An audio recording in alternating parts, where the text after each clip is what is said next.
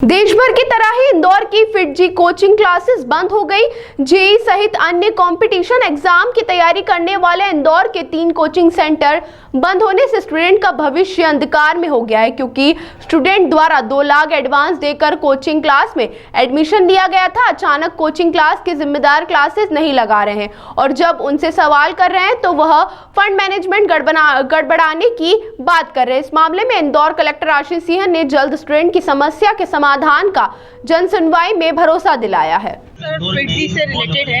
फिटजी एक इंस्टीट्यूट है जो ऑल ओवर वर्ल्ड में है, ठीक है। हम लोगों ने अपने बच्चे को यहाँ पे फिटजी में एडमिशन दिलाया और हमें ये जो था फिटजी, ये जेईई के लिए हमने अपने बच्चों को किया कि बच्चे हमारे जेईई में जाएंगे।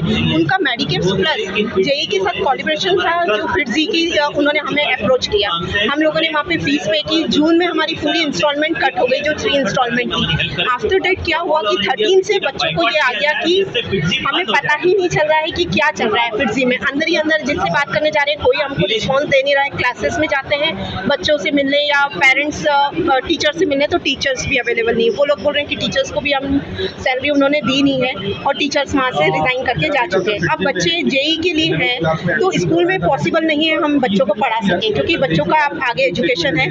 अब क्या हो रहा है कि सर वहाँ पे जो भी है हम लोग उनसे डिमांड करें कि हमारी फीस रिटर्न कीजिए, जिससे हम हमारे बच्चों को दूसरे इंस्टीट्यूट में डालें। और बच्चे जो डीमोटिवेट हो गए उनको एक मोटिवेशन में लाना भी जरूरी है। और अब उनका माइंड ऐसा अपसेट हो गया कि एक एक दिन उनके लिए इतना इंपॉर्टेंट है कि हम सोच ही नहीं पा रहे कि हमें क्या करना चाहिए। तो इसके लिए जल्द से जल्द हमारा रिक्वेस्ट है कि हमारी जो फीस हमने पे की है वो हमें रिटर्न मिले और आगे हम बच्चों को दूसरे स्कूल में या उसमें कर सकें। 256 to 70 समथिंग अप्रॉक्स है, क्योंकि कुछ मेडिकेप्स प्लस फिटजी है और कुछ फिटजी से है student. Sorry sir, they give us 7 days. Only 7 days they have given. They will give the reply. Yes, but unfortunately still we are in a very big trouble, sir. I don't understand what we do now. It's a big issue and big scam. And what about our mental health of our teachers? एक minute पहले आ जाने दो यार सभी को। Sir, कुछ parents आए थे जिनके बच्चे फिटजी में पढ़ते हैं, उनकी क्या शिकायत है? देखिए, फिटजी में जो स्टूडेंट्स हैं उनके पेरेंट्स आए थे और ऐसी शिकायत है कि 40-50 कम से कम ऐसे पेरेंट्स हैं, बच्चे हैं जिन्होंने फ़ीस जमा करी फिटजी में, लेकिन ना तो अब वहाँ पर उनकी क्लासेस लग रही हैं जहाँ पर फैकल्टी की कमी बताई जा रही है और ना ही उनके पैसे वापस दिए जा रहे हैं। बहुत ही गंभीर मामला है।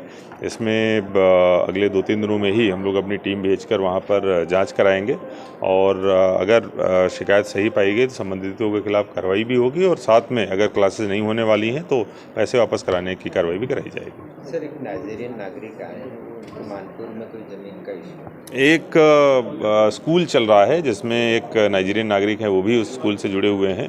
तो उनका कहना है कि वहाँ के स्थानीय लोग उनको परेशान कर रहे हैं। तत्काल ही एसडीएम को दूरभाष पर निर्देशित किया गया है। अगर ऐसी कोई भी समस्या होगी तो उसका निराकरण उनके द्वारा कराया जाएगा। सर, कलेक्टर के पास पहुँचे हैं, आप तक मामला संज्ञान में लाना चाहते हैं। पैरामेडिकल के छात्र हैं, 2.5 साल हो गए, फर्स्ट ईयर की एग्ज़ाम नहीं हुई, जो MSU के माध्यम से होती है जो एग्ज़ाम। अच्छा, अगर ऐसा विषय है तो भोपाल में जो भी संस्था एग्ज़ाम कराने के लिए इसके लिए जिम्मेदार है उससे संबंधित अधिकारियों से हमारे द्वारा बातचीत करी जाएगी और निश्चित रूप से इसका सलूशन निकालने की कोशिश करी जाएगी। लीगल हेड के लोग भी यहाँ पर बैठाना चालू कि क्या उद्देश्य और क्या उसके परिणाम सामने है? देखिए, 2 तरीके की चीज़ें हमने यहाँ पर करी हैं। जनसुनवाई में कई सारे ऐसे आवेदन हमारे पास में आते हैं जहाँ पर हमें लगता है कि अगर लिटिगेशन होगा, विवाद होगा या मुकदमेबाजी होगी तो समय भी बहुत लगेगा और किसी भी पार्टी का भला नहीं होने वाला है। तो इसको देखते हुए हम लोगों ने एक मीडिएशन की यहाँ पर प्रोसेस चालू कराई थी। इसके जो एक्सपर्ट्स हैं उनको हम लोग यहाँ पर बुलाते हैं और ऐसे अगर कोई मामले होते हैं तो मीडिएशन में रखे जाते हैं और निश्चित रूप से कई सारे प्रकरणों का यहाँ पर निराकरण भी हुआ है। इसी तरीके से कुछ लोग ऐसे भी आते हैं कि जो सिविल कोर्ट से संबंधित मैटर रहते हैं, ख़ास तौर पर मकान से संबंधित विवाद है, कब्जा है, जिसमें राजस्व अधिकारियों के द्वारा कार्रवाई नहीं हो सकती है।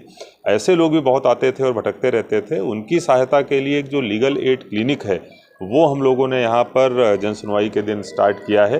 जो एक्सपर्ट हैं, लीगल एक्सपर्ट, वो यहाँ पर बैठते हैं और उनको सही सलाह भी देते हैं कि उनको कहाँ जाना चाहिए, कहाँ से उनका निराकरण होगा।